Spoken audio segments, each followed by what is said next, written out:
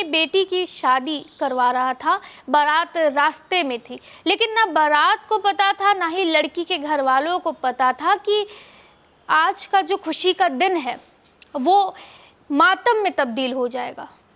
आज की खबर वापस से इस मुद्दे पे है जिस पर कोई भी बात नहीं करता है। सबका मानना है कि 2025 में जातिगत भेदभाव जो होता आ रहा है वो अब खत्म हो गया है। कास्ट को देखकर भेदभाव कहाँ होता है, अब लोग साक्षर हो गए हैं, अब ऐसा कौन करता है। लेकिन वही समाज आज भी जो है एक तरफ इस गंदगी को रखा हुआ है, यानी कि समाज के कुछ हिस्से में आज भी इस तरीके की चीज़ें हो रही हैं और इसको बढ़ावा मिल रहा है। और आपको जो है आज इस मामले की तरफ हम लेकर जाते हैं और आपको ज़मीनी हकीकत से रूबरू करवाते हैं कि क्या आखिर में वाकई में जो है सारे लोग जो है वो सामान्य हैं, एक साथ हैं, इक्वल हैं।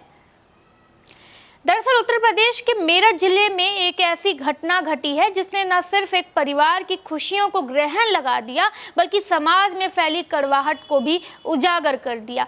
मामला सरधना क्षेत्र के कालिंदी गांव का है, जहां एक दलित दूल्हा अपनी बारात लेकर जा रहा था और वहीं दबंगों ने उस पर हमला कर दिया। लाठी डंडों से पीटकर करीब 1 दर्जन बारातियों को घायल कर दिया गया। दूल्हे के भाई का सिर फोड़ दिया गया। दूल्हे के सोने की अंगूठी भी छीन ली गई, उससे नकदी भी उसका लूट लिया गया। मामला इतना बढ़ गया कि पुलिस को बीच में आकर मामले को संभालना पड़ा और कड़ी सुरक्षा के बीच शादी करवाई गई इसके बाद। लेकिन इस घटना से जो है गांव में तनाव का माहौल बन गया है और लोग इसे जातीय भेदभाव से जोड़कर देख रहे हैं। अब ज़रा मामले को और गहराई से समझते हैं और आखिर ये सब कुछ कैसे शुरू हुआ उस पर गौर फरमाते हैं। शनिवार 1 मार्च को मुजफ्फरनगर जिले के भुक्खर रेड़ी गांव का रहने वाला संजीव अपनी बारात लेकर मेरठ के कालिंदी गांव पहुंचा था।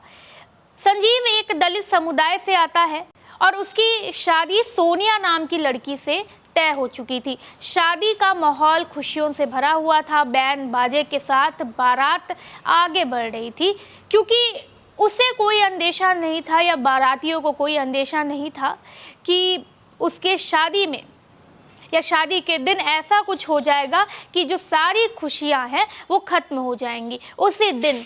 अब बारात जो है वो शोर शराबे के साथ जो है वो गांव में आने लगती है, लेकिन जैसे ही बारात गांव में दाखिल होती है उसी वक्त ठाकुर बिरादरी के कुछ लोग स्कॉर्पियो गाड़ी से वहां पहुंचते हैं। सड़क पर चाट का ठेला लगा होता है जिससे गाड़ी निकलने में दिक्कत हो रही होती है गाड़ी को। इसी बात को लेकर बारातियों और स्कॉर्पियो सवार युवकों में कहासुनी हो जाती है। पहले तो मामूली विवाद जो है ये लगता है, लेकिन धीरे धीरे मामला इतना बढ़ जाता है कि गाड़ी में बैठे युवकों ने जो है वो गुस्से में आकर बारातियों को पीटना शुरू कर दिया। बस इतनी सी बात के लिए एक मामूली सा ठेला जो था वो सड़क के सामने लगा हुआ था, सड़क पर लगा हुआ था, अगर उसे हटा दिया जाता तो ये विवाद नहीं होता। लेकिन आपको क्या लगता है कि एक ठेले के रास्ते में खड़े रहने से इतना बड़ा विवाद हो सकता है? और अगर वो ठेला हट जाता तो क्या ये मारपीट जो हुई थी वो नहीं होती, या कोई सोची समझी ये साजिश का हिस्सा थी? क्योंकि आप खुद सोचिए कि कोई बारातियों को या किसी भी व्यक्ति को बेवजह क्यों मारेगा। खैर, जैसे ही स्कॉर्पियो सवार युवक उतरे उन्होंने बिना कुछ सोचे समझे बारातियों पर हमला बोल दिया। लाठी डंडों और लात घूंसों से बारातियों को बुरी तरीके से पीटा गया। दूल्हे का चचेरा भाई जो आगे चल रहा था उसके जो है सिर पर वार किया गया, उसके सिर पर लाठी मारी गई और वो गंभीर रूप से घायल हो गया। महिलाओं के साथ भी बदसलूकी हुई जिससे माहौल और भी ज़्यादा खराब हो गया। अब यहाँ पर यह भी सवाल उठता है कि जब विवाद बड़ा ही साधारण सा था, बस एक ठेले के बीच में आने से जो है आपस में मतभेद हो गया था, तो स्कॉर्पियो में सवार जो लोग थे, 5 लोग थे, उनको घर जाकर या बाहर जाकर जो है लाठी डंडे लेकर आने की क्या आवश्यकता पड़ी? क्या ये उनकी मंशा थी कि बारात को घायल करना है उन्हें? क्या उन्हें पता था कि बारात आ रही है? क्या उनका मकसद बारात के लोगों पर हमला करना ही था?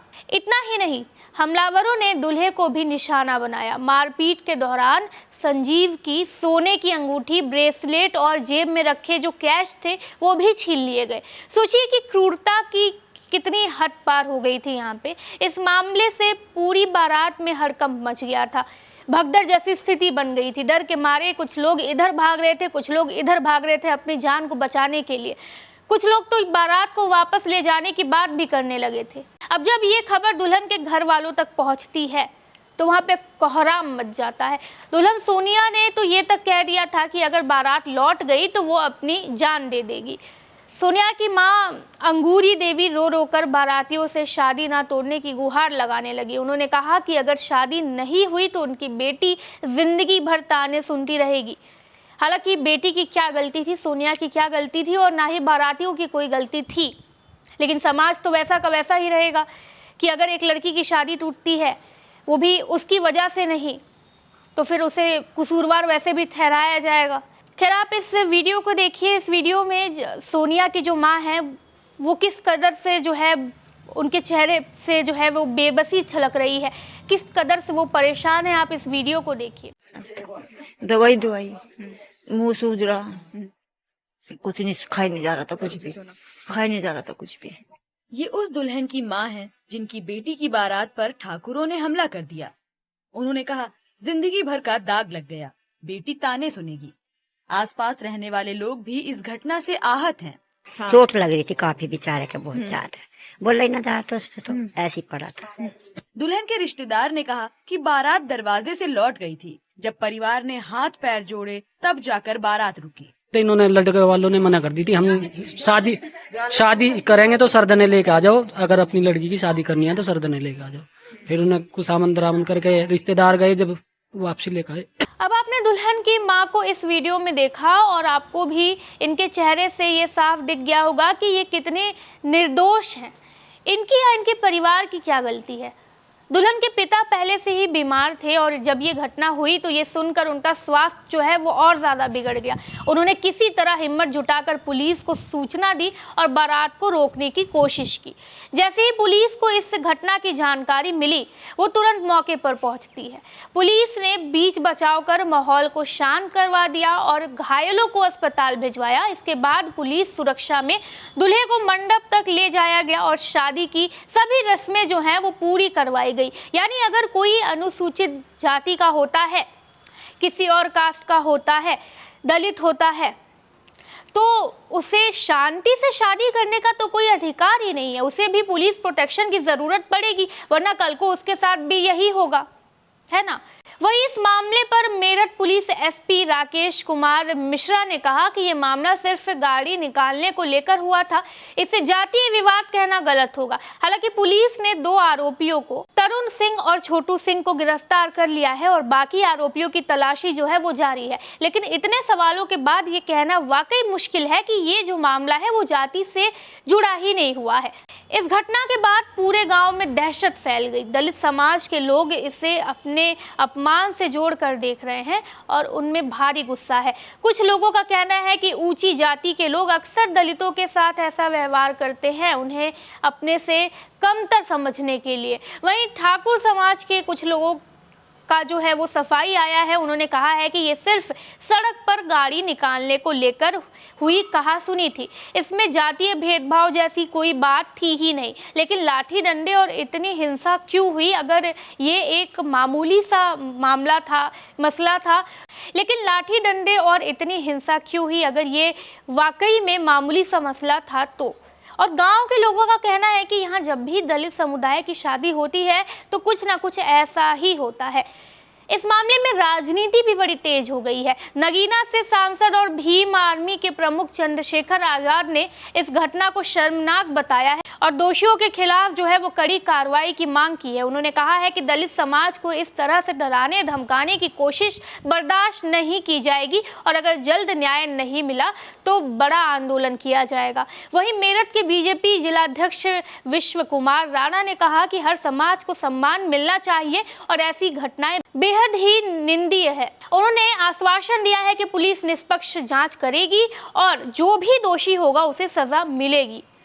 अब स्थानीय लोगों का कहना है कि ये पहली बार नहीं हुआ है जब गांव में दलितों को इस तरह से निशाना बनाया गया है। कुछ समय पहले भी इसी गांव में प्रजापति समाज की एक बारात को रोकने की कोशिश की गई थी, लेकिन पुलिस के दखल के बाद मामला जो है वो शांत हुआ। अब सवाल ये उठता है कि क्या ये घटना सामाजिक भेदभाव का नतीजा है? इस घटना के बाद एक बड़ा सवाल यही उठता है कि अगर सिर्फ गाड़ी निकालने को लेकर हुई ये कहासुनी थी या इसके पीछे जो है वो जातीय भेदभाव की जड़ें थी, दलित समाज इसे अपने खिलाफ साजिश बता रहा है तो वही पुलिस इसे सिर्फ एक सड़क विवाद मान रही है। अब आगे क्या होगा ये देखना है।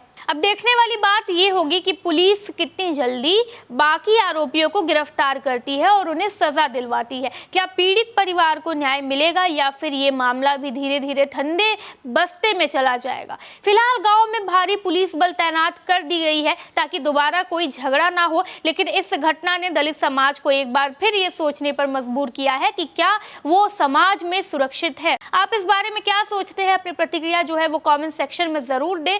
वीडियो को लाइक करें, चैनल को सब्सक्राइब करें। मैं हूं कृति, धन्यवाद।